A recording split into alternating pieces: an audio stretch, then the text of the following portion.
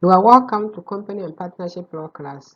Today we look at Section 2 of Unit 4, which has to do with payment for shares. Session objectives. By the end of this session, you should be able to determine how payments are made for shares, identify cash and kind as the two main forms of payment for shares, describe how terms of payment are lodged with the registrar, and explain what is involved when a company resolves to transfer money from the reserve account to a stated capital. Payment of shares. Shares shall be issued for a variable consideration. Simple means that when shares are issued to proposed shareholders, before they can become a shareholder, they have to pay a variable consideration, something in exchange of the share that they are receiving, either cash or in kind. Now, the variable consideration shall be paid or payable to the company. It means that the variable consideration, which is the cash or in kind, should be paid at the time of the issue or subsequent after they have agreed to pay. Now, you should also know that shares shall be paid in cash, otherwise agreed by the parties. What this means that unless contrary intention is shown by the parties, the shares must necessarily be paid in cash. This is discussed under Section 45, subsection 1. So, if shares are issued to you and the company does not indicate, or both the company and the person do not agree that it should be paid in kind, then obviously the law says that it should be paid in cash. Cash and kind payment of shares. In terms of payment of shares, the company must actually receive the cash for the share at the time of or subsequent to the agreement to issue the shares. So the key word here is that the company must actually receive the cash. It can be done at the time of the issue or subsequent to the agreement to issue. So these are the conditions. The company must actually receive the cash or subsequent to the agreement to issue. That is when you can say that shares has been paid in cash. Shares can also be paid in kind by transfer of property, or rendering of service in exchange for the shares. So you can also agree that the share that you have been issued to you, you are going to pay it in kind. If you have property, you transfer the property to the company. Remember, the property will be valued before it will be valued to assess the current market value of the property. Section 48, subsection 2 deal with part payment in cash and in kind. This is what the law is saying.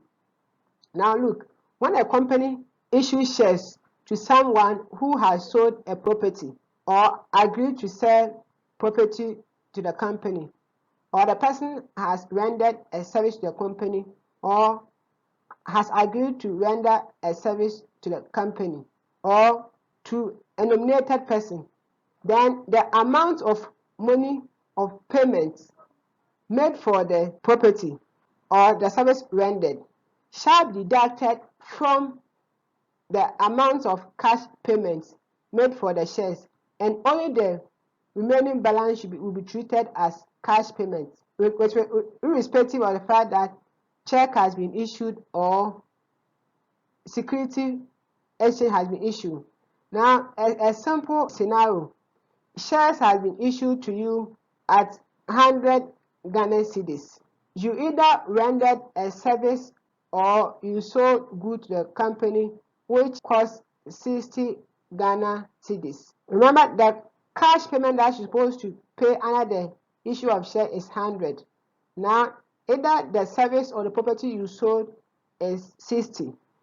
The amount left is 40 cedis. This, if you pay this amount in cash, this will be considered as the only amount that you have paid in cash, even though the total consideration that you pay for the shares will be shown in the statement of financial position as 100 cedis, but it will be divided into cash and in kind, or property sold or service rendered. As I said, in kind means transfer of property or rendering of service. So it will show in the balance sheet or the financial statement as kind, and this one will show as cash, making the total consideration 100. That's what section 48 subsection 2 provides. Lodging terms of payment with the registrar. As we indicated, when shares are issued, there's an option for payment in cash and payment in kind. If the parties agree that it should be in kind, then this is what the law provides.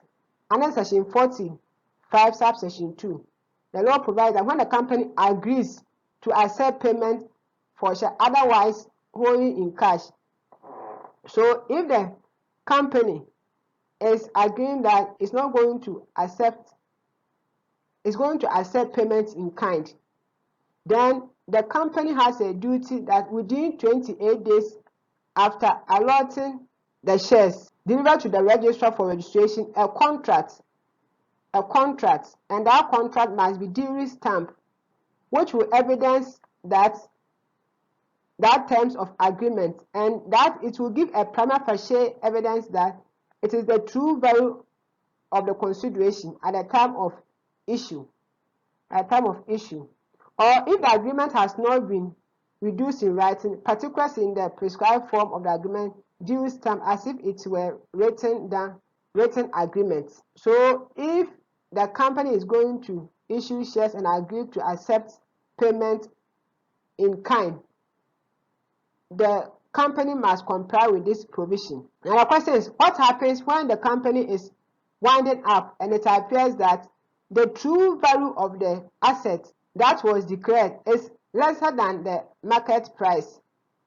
If that happens, the liquidator will apply to the court, asking the court that the amount that was paid, the value that was given to the asset at the time of issue of the share was too high and was not the right value.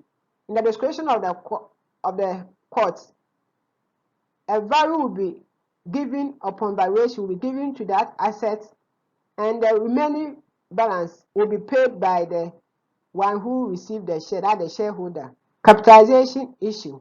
You remember that we indicated in the area discussion that shares shall be paid in variable consideration, which is in kind or in cash. The exception to this rule is the issue of capitalization issue. With capitalization issue, the receivers or the shareholders are not going to pay either cash or in kind. What happens is that the company will resolve that the monies in the reserve should be transferred in the stated capital. And this has been discussed in section 77 subsection 1. So the law provides that the company may agree that the reserve in the stated the reserve should be transferred to the stated capital. Now basically this is what is happening, or the issue of capitalization has to go through this process. The directors must first of all recommend for capitalization of issue. Then upon their recommendation, the company at the members meeting, that's the members at the general meeting, will pass a special resolution. Special resolution simply means that 3/4 of the people are entitled to vote will vote in favor of the decision that the unissued shares of the company should be issued to the existing shareholders in their proportion of the shares that they are holding, for the fact that the reserve that they could have received as dividend if it has been duly paid to them. In simple terms, assuming that Kofi and Ama are shareholders of company ABC. Now, the amount in the reserve with shareholding 60% for Kofi, 40% for Ama. Now, there's a reserve of 100 cedis. An amount of this is a reserve that should have been distributed to the shareholders as dividends. This amount is not going to be distributed to the in the issue of capitalization, the shareholders will recommend that instead of giving this money to Kofi and Ama as their dividends when declared, that amount should be given to them in the form of shares for the unissued shares. When they make such recommendation, the members who are Kofi and Ama will pass a special resolution indicating that, look, we accept the recommendation of the directors that instead of the reserve being given to us as dividend, they should transfer that money to the stated capital, and the shares should be, the unissued shares should be issued to us in the proportion of our existing shareholding. So here, if it is done, Kofi will get 60%, Ama will get 40%. This will be issued in line with the unissued shares, so their shares will be increased by 60% based on this amount. So the amount that should have been distributed to them as dividends will be used as an exchange for shares, and that amount will not be considered as payment in cash. If you also look at section 77 subsection 3, it also provides that while there's credit balance standing in the retained earnings, upon recommendation of the directors and passage of special resolution by the members of the company general meeting, that amount will be transferred from the retained earnings to the stated capital. And once it is done, the shares, the unissued shares of the company will be issued in the proportion of the amount standing at the credit side in exchange for shares for the company, for the members. So the members will not be entitled to receive the actual money as dividends, but rather it will be used to purchase shares on their unissued shares on their behalf, and that money that should have been given to them as dividends will be transferred to the stated capital. By way of summary, we have discussed the payments for shares by identifying the trade proposition that did not apply to the issue of shares. We also noted that payment for shares can be issued, either it can be done in cash or in kind, and the terms of payment must be lodged with the registrar. We also discussed the issue of capitalization, that is the transfer of money from the reserve to the stated capital or from the retained amount standing in the credit side of the retained earnings to the stated capital. Thank you. Enjoy the rest of your day.